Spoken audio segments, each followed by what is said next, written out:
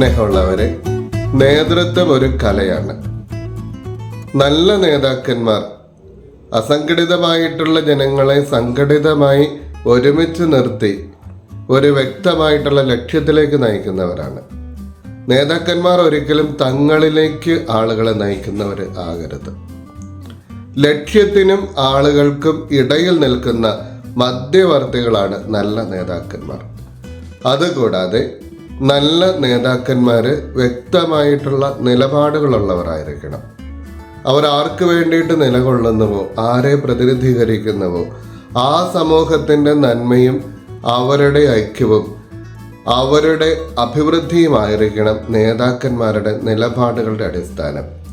ഒരിക്കലും ബാഹ്യമായിട്ടുള്ള ശക്തികളുടെ സമ്മർദ്ദങ്ങളിൽ അടിക്കടി നിലപാട് മാറ്റുന്നവർ നേതൃത്വത്തിന് യോഗ്യരല്ല. മോശ ഇസ്രായേൽക്കാരെ ഒരു നല്ല നേതാവ് എന്നുള്ള നിലയിൽ കാനാൻ ദേശത്തേക്ക് നയിച്ചു. ജനത്തിൻ്റെയും കാനാൻ ദേശത്തിന് വേണ്ടിയിട്ടുള്ള അവരുടെ സ്വപ്നത്തിൻ്റെയും ഇടയിൽ നിന്നിട്ട് തൻ്റെ ശക്തി ഇല്ലായ്മ, അത് തൻ്റെ ബലഹീനത ദൈവത്തിൻ്റെ ശക്തിയായിട്ട് മനുഷ്യരുടെ മുൻപിൽ അവതരിപ്പിച്ച് ദൈവത്തെ കാണിച്ചു കൊടുത്തുകൊണ്ട്, ആ ദൈവം തരുന്ന കാനാൻ ദേശത്തെ കാണിച്ചു കൊടുത്തുകൊണ്ടാണ് മോശ നയിച്ചത്. യേശു അതുപോലെ തന്നെ പുതിയ നിയമത്തിൽ തൻ്റെ സഭ സ്ഥാപിക്കുമ്പോൾ നല്ല ഒരു നേതൃത്വത്തെ സ്വപ്നം കണ്ടു. ഈ നല്ല നേതൃത്വത്തെ അവിടുന്ന് തൻ്റെ ഭാവനയ്ക്കനുസരിച്ച് വളർത്തിക്കൊണ്ടുവരികയും ചെയ്തു. എങ്ങനെയായിരുന്നു അത്? ഈ 12 ശിഷ്യന്മാരെ പലതര സ്വഭാവ രീതികളുള്ള, പല കഴിവുകളുള്ള ഈ 12 പേരെ തിരഞ്ഞെടുത്തു. 12 പേരെയും ആദ്യം ബോധ്യപ്പെടുത്തിയത് അവരുടെ ബലഹീനതകളെ പറ്റിയിട്ടായിരുന്നു. പത്രോസ് യേശുവിനെ തള്ളിപ്പറയാൻ വേണ്ടിയിട്ട് അനുവദിച്ചത് അവൻ്റെ ബലഹീനത അവൻ മനസ്സിലാക്കാൻ വേണ്ടിയിട്ടായിരുന്നു. തോമസ് ലീഹ യേശുവിനെ ഉയർപ്പ് ഒരുപക്ഷെ അവിശ്വസിച്ചത് അവൻ്റെ അവിശ്വാസത്തെ സംബന്ധിച്ച് ആ ബലഹീനതയെ പറ്റി അവനെ ബോധ്യപ്പെടുത്താൻ വേണ്ടിയിട്ടായിരുന്നു. യേശുവിൻ്റെ ശിഷ്യന്മാർ 11 പേരും യേശുവിൻ്റെ പീഡാസഹന വേളയിൽ ഇല്ലാതെ പോയത് അത് അവരത്രേ ഉള്ളൂ എന്ന് അവരെ ബോധ്യപ്പെടുത്താൻ വേണ്ടിയിട്ടായിരുന്നു. ഈ ബലഹീനതയെ ബോധ്യപ്പെടുത്തതിന് ശേഷം ഈശോ ചെയ്ത കാര്യം, അവരെ കൂടെ നിർത്തി ബലമുള്ളവരാക്കി എങ്ങനെ അവർക്ക് ബലം പകരാമെന്ന് അവരെ കൊണ്ട് തന്നെ ബോധ്യപ്പെടുത്തുകയാണ്. അങ്ങനെ ബോധ്യപ്പെടുത്തുന്ന ഒരു സംഭവമാണ് ഇന്നത്തെ സുവിശേഷം നമ്മുടെ മുൻപിൽ അവതരിപ്പിക്കുന്നത്.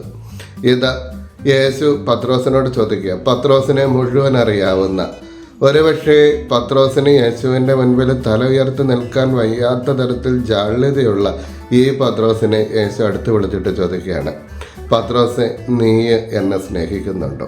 എല്ലാവരെക്കാളും ഉപരിയായിട്ട് നീ എന്നെ സ്നേഹിക്കുന്നുണ്ടോ?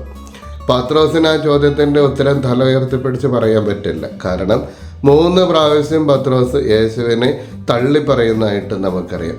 അതുകൊണ്ട് തന്നെ ഈശോ 3 പ്രാവശ്യം ചോദിക്കും, യോനായുടെ പുത്രനായ ശിമോനെ, എല്ലാവരെക്കാളും ഉപരിയായിട്ട് നീ എന്നെ സ്നേഹിക്കുന്നുവോ? ആദ്യമേ തന്നെ പത്രോസ് പറയും, ഞാൻ നിന്നെ സ്നേഹിക്കുന്നുണ്ട്. ഈശോ പറയും, എൻ്റെ ആടുകളെ മേയ്ക്കുക. ആടുകളെ മേയ്ക്കാൻ എളുപ്പമാണ്. 2ാമത്തെ പ്രാവശ്യം ഈശോ ചോദിക്കും, നീ എന്നെ സ്നേഹിക്കുന്നുവോ? അവിടെ പറയും, എൻ്റെ കുഞ്ഞാടുകളെ മേയ്ക്കുക.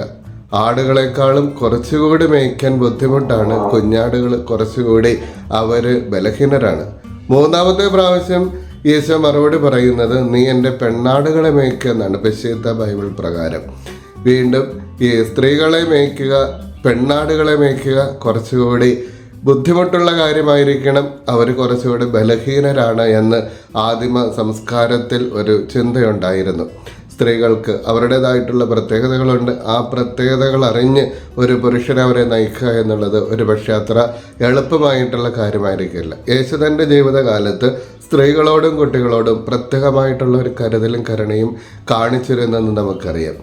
ഇവിടെ യേശു ഉപയോഗിക്കുന്ന ഒരു തന്ത്രം, നീ എന്നെ സ്നേഹിക്കുന്നുണ്ടെങ്കിൽ ഞാൻ നിന്നെ തിരിച്ചു സ്നേഹിക്കുന്നു എന്നുള്ളതാണ് സ്വാഭാവികമായിട്ടും പറയേണ്ടത്. പക്ഷേ ഈശോ പത്രോസിനോട് നീ എന്നെ സ്നേഹിക്കുന്നുണ്ടോ എന്ന് ചോദിക്കുമ്പോൾ, ഞാൻ സ്നേഹിക്കുന്നുണ്ടോ എന്ന് പറയുമ്പോൾ, എന്നാൽ ഞാൻ നിന്നെയും സ്നേഹിക്കുന്നു, I love you, I too love you, അതല്ല ഈശോ പറയുന്നത്. പിന്നെയോ, നീ എന്നെ സ്നേഹിക്കുന്നുണ്ടെങ്കിൽ ഇതാ എന്നെ സ്നേഹിക്കുന്ന വേറെ കുറച്ച് പേരുണ്ട്, അവരെ നീ മേയ്ക്കണം. അതായത് നീ എന്നെ സ്നേഹിക്കുന്നുണ്ടെങ്കിൽ ഞാൻ നിനക്കൊരു സമ്മാനം തരും. ഈ സമ്മാനം എന്നുള്ളത് എന്നെ സ്നേഹിക്കുന്നവരാണ് ഈ സമ്മാനം. സ്നേഹത്തിൽ ഒരു ട്രസ്റ്റ് അടങ്ങിയിട്ടുണ്ട്. നീ എന്നെ ശരിക്കും സ്നേഹിക്കുന്നുണ്ടെങ്കിൽ എൻ്റെ ആളുകൾ ഇവരൊക്കെയാണ്, ഇവരെ നീ നയിക്കണം. അതായത് സ്നേഹം, സഭയിലെ സ്നേഹം, കുടുംബത്തിലെ സ്നേഹം 2 പേര് തമ്മിലുള്ളതല്ല, 3 പേര് കൂടുന്നതാണ് അവിടുത്തെ സ്നേഹം. അവിടെ സഭയിലാണെങ്കിൽ ആദ്യത്തെ മാർപ്പാപ്പയായിട്ടുള്ള പത്രോസ് യേശുവിനെ സ്നേഹിക്കുന്നുണ്ട്. അതുകൊണ്ട് ഈശോ പറയും, എന്നെ സ്നേഹിക്കുകയും ഞാൻ ആർക്ക് വേണ്ടിയിട്ട് ജീവൻ അർപ്പിക്കുകയും ചെയ്തുവോ ആ ദൈവജനത്തെ ഇതാ ഞാൻ നിനക്ക് തരികയാണ്. അതുകൊണ്ട് തന്നെ അവരെന്നെ സ്നേഹിക്കുകയും ഞാൻ അവരെ സ്നേഹിക്കുകയും ചെയ്യുന്നത് കൊണ്ട്, നീ എന്നെ സ്നേഹിക്കുക എന്നുള്ളത് കൊണ്ട്, ഞാൻ നിന്നെയും സ്നേഹിക്കുന്നത് കൊണ്ട് ഇതാ നമ്മൾ 3 പേര് തമ്മിൽ ഒരു വലിയ ബന്ധം ഉണ്ടാവുകയാണ്. നീ എന്നെ സ്നേഹിക്കുന്നത് കൊണ്ട് ഞാൻ സ്നേഹിക്കുന്ന എൻ്റെ സഭയെ ഞാൻ നിനക്ക് തരികയാണ്. ഒരു മെത്രാനോടും ഇത് തന്നെയാണ് ഈശോ പറയുന്നത്. ഇതാ മെത്രാൻ, നീ എന്നെ സ്നേഹിക്കുന്നുണ്ടോ? എന്നെ സ്നേഹിക്കുന്നത് കൊണ്ട് ഇതാ ഈ രൂപതയെ ഞാൻ നിനക്ക് തരികയാണ്. അത് തന്നെയാണ് ഒരു ഇടവക വികാരിയോടും പറയുന്നത്. നീ എന്നെ സ്നേഹിക്കുന്നുണ്ടോ? നീ എന്നെ സ്നേഹിക്കുന്നുണ്ട് എന്നുള്ളത് കൊണ്ട് തന്നെ എന്നെ സ്നേഹിക്കുന്ന ഈ ഇടവക ജനത്തെ നിനക്ക് ഞാൻ തരികയാണ്. അത് ഏറ്റവും കൂടുതൽ അർത്ഥവത്താകുന്നത് കുടുംബജീവിതത്തിലാണ് താനും. ഒരു പുരുഷനോട് ഈശോ ചോദിക്കും, നീ എന്നെ സ്നേഹിക്കുന്നുണ്ടോ? നീ എന്നെ സ്നേഹിക്കുന്നുണ്ടെങ്കിൽ ഇതാ ഞാൻ സ്നേഹിക്കുന്ന ഈ പെൺകുട്ടിയെ നിൻ്റെ കയ്യിൽ തരിക. നിന്നെ വിശ്വസിച്ച് ഞാൻ ഏൽപ്പിക്കുകയാണ്. അത് നീ എന്നെ സ്നേഹിക്കുന്നത് കൊണ്ടാണ്. ഇവളും എന്നെ സ്നേഹിക്കുന്നത് കൊണ്ടും ഞാൻ ഇവളെ സ്നേഹിക്കുന്നത് കൊണ്ടും ഇതാ ഞാൻ ഇവളെ നിൻ്റെ കയ്യിലേക്ക് തരികയാണ്. യേശുവും സ്ത്രീയും പുരുഷനും ഒരുമിച്ച് ചേർന്നുള്ള സ്നേഹക്കൂട്ടായ്മ അങ്ങനെയാണ് വിവാഹമൊരു കൂദാശയാവുന്നത്, സഭയൊരു കൂദാശയാവുന്നത് അങ്ങനെയാണ്. ഇവിടെ പരസ്പരം സ്നേഹത്തിൻ്റെ കണ്ണുകൾ മുറിയുമ്പോഴാണ് ഈ അധികാരം അതൊരു ബലപ്രയോഗത്തിലേക്ക് പോകുന്നത്. സ്നേഹത്തിൻ്റെ കണ്ണുകൾ പൊട്ടിപ്പോകുമ്പോഴാണ്. ഈ സ്നേഹത്തിൻ്റെ കണ്ണുകൾ ഒരേപോലെ ബലമുള്ളതായിട്ട് നിൽക്കുമ്പോൾ അവിടെ അധികാര പ്രയോഗത്തെക്കാൾ കൂടുതലായിട്ട് അവിടെ ഉണ്ടാകുന്നത് ഒരു പരിഗണനയും അവിടെ ഉണ്ടാകുന്ന ശുശ്രൂഷയുമാണ്. അതുകൊണ്ടാണ് ഈശോ പറയുന്നത്, നിങ്ങൾ മറ്റുള്ളവരെ പോലെ ആകരുത്, നിങ്ങൾ ശുശ്രൂഷകരായിരിക്കണം എന്ന് പറയുന്നത് അവിടെയാണ്.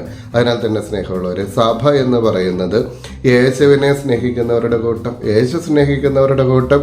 അതിനകത്ത് തന്നെ കുറച്ച് പേരെ അവൻ കൂടുതൽ സ്നേഹിക്കുകയും ആ കൂടുതൽ സ്നേഹിക്കുന്നവരെ വിളിച്ച് ഈ ഞാൻ സ്നേഹിക്കുന്ന ആളുകളെ നിന്റെ കയ്യിൽ ഭരമേൽപ്പിക്കുന്നു എന്ന് പറയുന്ന ആ ഒരു തരത്തിലുള്ള അണ്ടർസ്റ്റാൻഡിങ്, ഈ തരത്തിലുള്ള ബന്ധം, ഇതാണ് സഭയെന്ന് പറയുന്നത്, ഇതാണ് ക്രൈസ്തവ കുടുംബം എന്ന് പറയുന്നത്.